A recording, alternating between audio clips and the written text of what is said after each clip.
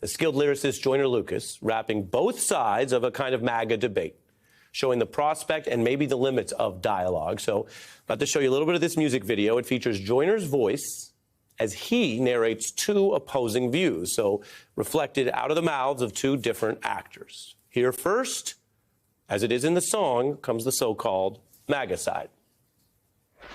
Blame it all on the menu, blame it on those drinks, blame it on everybody except for your own race, blame it on white privileges, blame it on white kids, and just blame it on white citizens, aim at the vice president.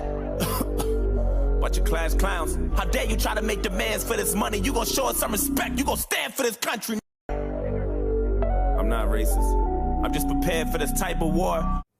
Quote, I'm not racist, I'm just prepared for this type of war, end quote. And then in this music video, we hear the same voice of the artist inhabiting a different perspective. And even though Barack was half as black, you hated President Obama, I know that's a fact. You couldn't wait to get him out and put a cracker back, and then you gave us Donald Trump, and I was payback for that. I'm not racist. I never lied, but I noticed a disconnect between your culture and mine. And all you care about is money and power and being ugly, and that's the cracker within you. Hatred all in your brain and slowly start to convince you. Then you teach it to your children until the cycle continue. Blame it on Puerto Rico, blame it on OJ, blame it on everybody except for your own race. Blame it on everybody except your own race, quote, end quote.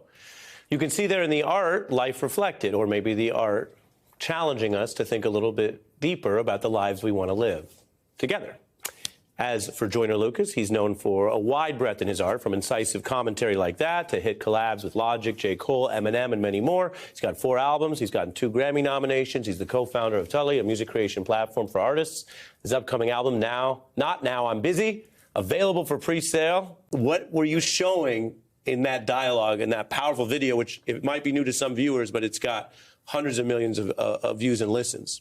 I think I was just trying to force an uncomfortable conversation amongst two parties where we can sit down and, we can tell each other how we feel and then, hug it out in the end versus it being, a different story, which is what usually happens when those conversations are had. What did it mean to you to both inhabit as an artist those perspectives and then have, as we just saw, this red hat, white American MAGA man, but he was speaking in your voice, but then your voice was using words that might not be okay for him to use, but what were you doing with all that? What did you want us to take from that? I feel like I was, honestly, those records, the storytelling perspective records, I think come from, a higher power. I think that I'm actually channeling through something greater than me that's allowing me to, pen them type of records and get those conversations going. I've never, been racist, but I've been able to tap into, the mind of somebody who is racist in order to create that. Yeah. I have a weird question for you, and then bring Joan in.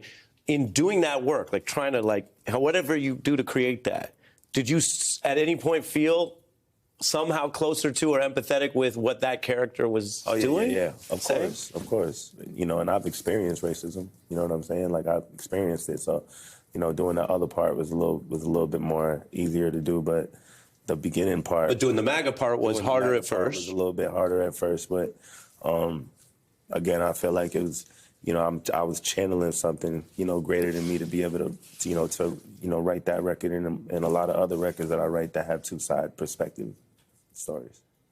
Yeah, I think it's really important, and I think there was a kind of empathy there that, I as a white person don't necessarily feel towards those attitudes, but in a way you've had to deal with it all your life. I thought that the line about, getting rid of President Obama, and I just always think that Trump is their payback for Obama, and just led it so directly from Obama to Trump. It's tragic, but I don't think a lot of white people think about it that way. So I was glad to see that there too. I agree with you. Yeah. Why is it so important for everyone to say I'm not racist? I hear that we hear that a lot. Right. I think a lot of.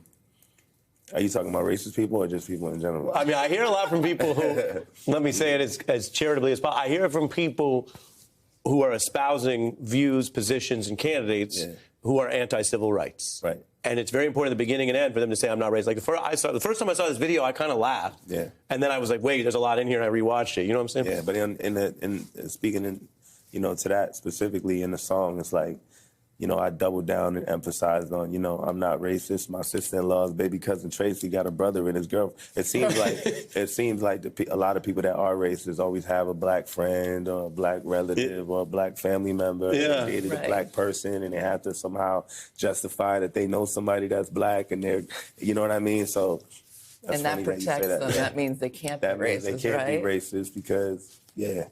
Yeah. Yeah, and it's deep because one of the achievements of the civil rights movement in America is that even people holding certain views Sure. or advocating certain policies still won't come back the other way around. Like they won't at least at a verbal level be 1950 Right. and say they're pro-segregation. That's what people say they are racist in that way. Right. So they're in denial of it. That's how bad it is to be accused of racism. Absolutely. That's right. People think it's worse to be called racist than to be racist, you know. The ultimate insult. We got, our fallbacks, but since I have you here and we're getting into it all, I want to show a little more of the other stuff because it's not all like that, although that's really interesting. But with your new project coming up, here's a little more Joyner Lucas. Woke up at 7, my days seem more than I prayed for. Got dressed to head out and ride to school on my skateboard. New kid in class, I sat alone taking notes while the hoodlums were making jokes. We've been rocking with each other for so long, yeah.